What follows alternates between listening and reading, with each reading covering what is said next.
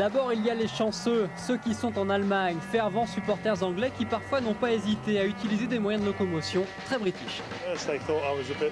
D'abord, mes amis ont pensé que j'étais un peu fou. Et puis en voyant le bus, ils m'ont pris au sérieux. Alors on s'est dit, allez, on le fait. Et puis il y a les autres, ceux qui sont restés à Londres, mais qui croient, 40 ans après le sacre de 66, à une nouvelle victoire, pour que la génération Beckham leur fasse revivre de grands moments. À l'époque, je travaillais dans une boulangerie et on avait une télévision derrière le comptoir. Je n'arrêtais pas d'aller et venir pour regarder le match. Ça se passait comme ça. Et quand on a gagné, il y a eu un monde fou. C'était bon, très bon. Retour à Francfort donc, où les 100 billets anglais se sont rassemblés pour suivre un début de match face au Paraguay, animé. It's Beckham. Oh, and it's crept in. It's an own goal, I think. David Beckham swung it in. Fantastic for England. La patte de Beckham a fait mouche après 3 minutes de jeu seulement. Un coup franc enroulé que Gamarra, le capitaine paraguayen, ne sait pas comment négocier et prolonge dans son propre but. Cruel. La série de pépins continue avec cette sortie de Justo Villar au devant d'Owen. Ce sera sa dernière du mondial. Le gardien paraguayen se blesse au mollet et quitte en larmes la pelouse. Coupe du monde terminée pour lui.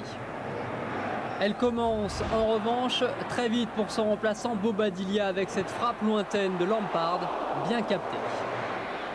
Passé cette entame de match cata, le Paraguay remonte un peu à la surface. Nelson Valdés effectue un bel enchaînement mais ne cadre pas son tir.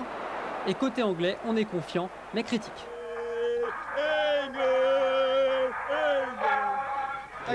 Il devrait jouer plus sur les ailes pour envoyer ensuite des ballons au centre. Comme ça, on pourrait marquer 3 ou 4 buts. Ouais, on va la gagner cette Coupe du Monde.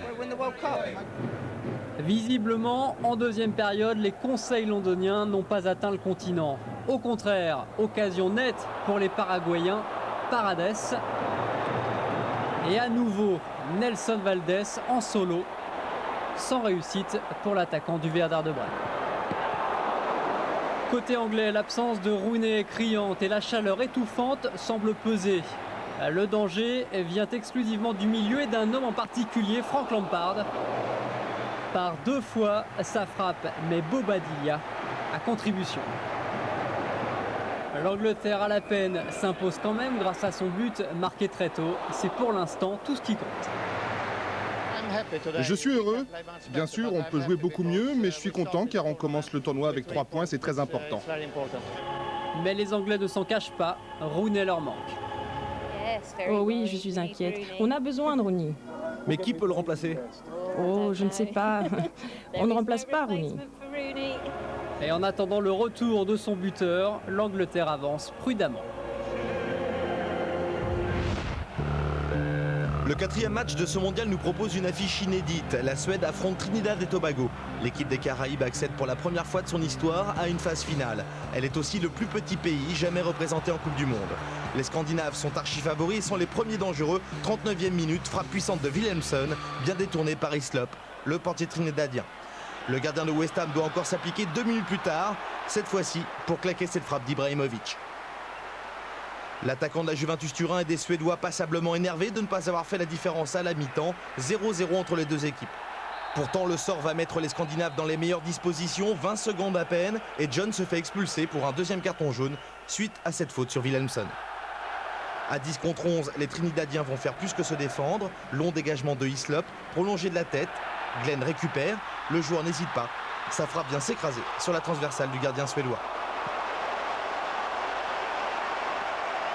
Les Nordiques vont répondre 30 secondes plus tard. Long centre de Wilhelmsson pour Ibrahimovic, contrôle frappe et arrêt réflexe impeccable du gardien trinidadien.